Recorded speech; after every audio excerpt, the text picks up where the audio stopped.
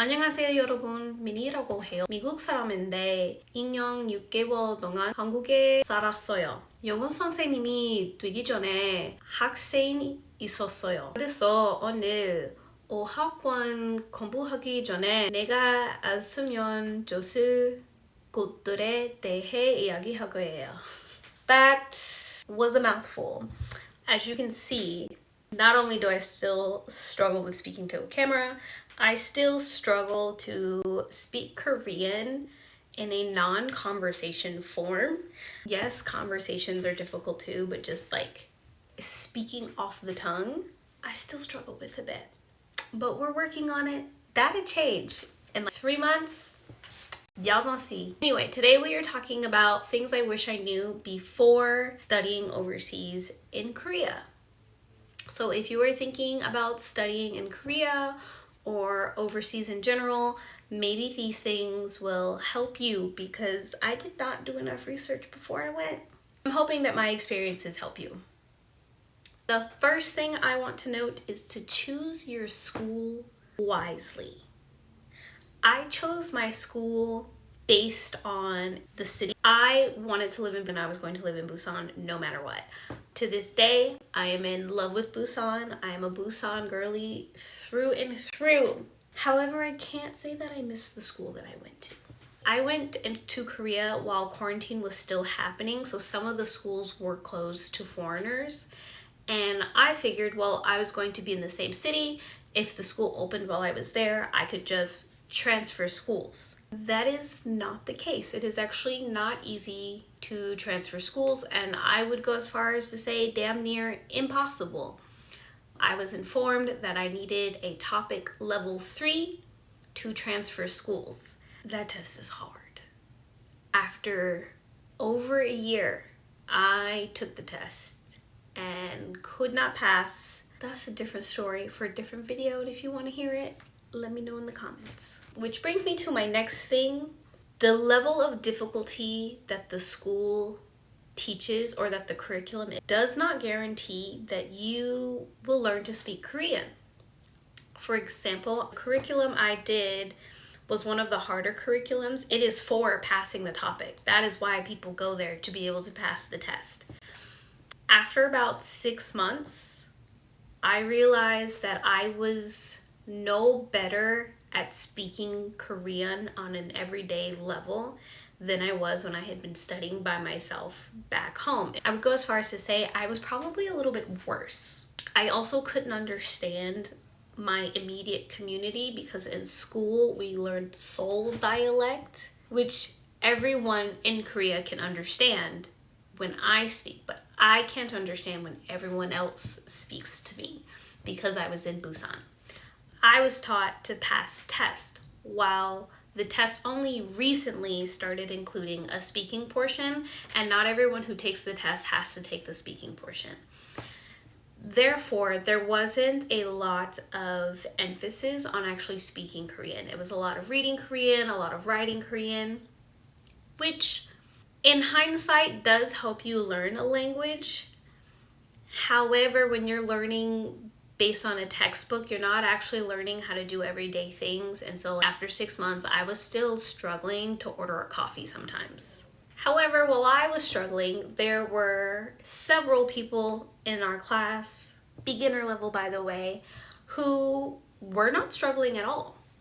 There will be people in your classroom that I won't say fluent, but are levels above you and have chosen to join the beginner level class so they can coast through this semester and have more fun and adapt better to their surroundings rather than worrying about having to study. I wasn't really prepared for that. I thought we would all get placed according to our level, and that is not the case.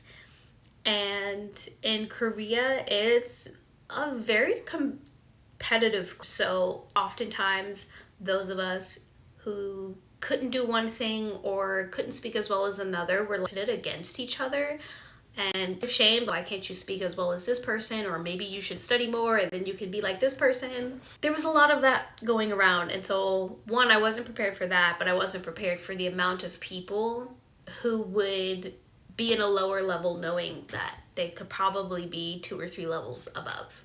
Which brings me to my next point. Attendance matters. Now, of course, attendance matters, especially when you are in a foreign country. It matters to get your New Year visa or to even get a new visa. They will like your schooling and how you were doing at school to decide whether or not they want to give you like teacher visa, for example. But it matters so much more than that, because even if you, out of the entire semester, you could miss about 20 classes and still be eligible to like renew your visa for the next semester. However, every time I missed a class or was even late to a class, I would have teachers texting me or students telling me that the teacher asked them to text me about my whereabouts. As a fully grown adult who had lived by herself until moving to Korea, I was not used to this.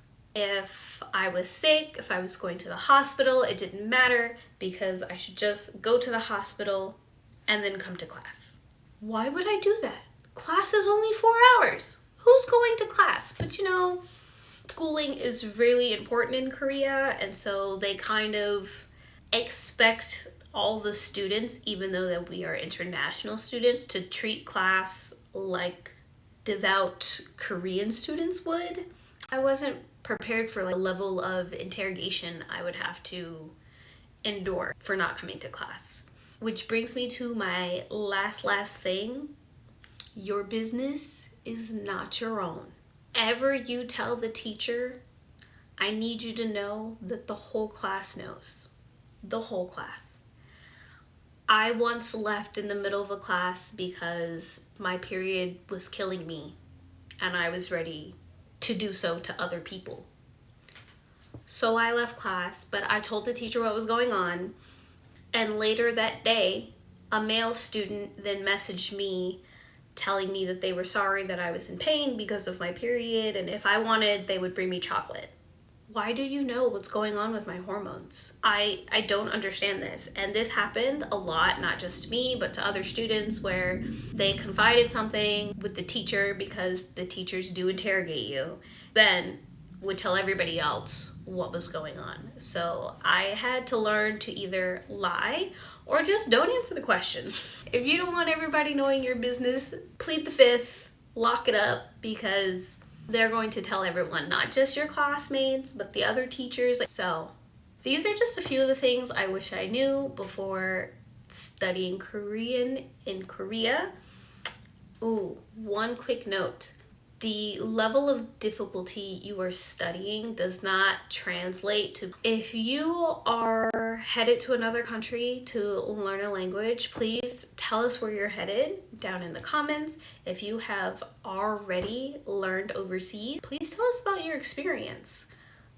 I'd love to know if it's different in even different cities of Korea or maybe even different countries. Thank you.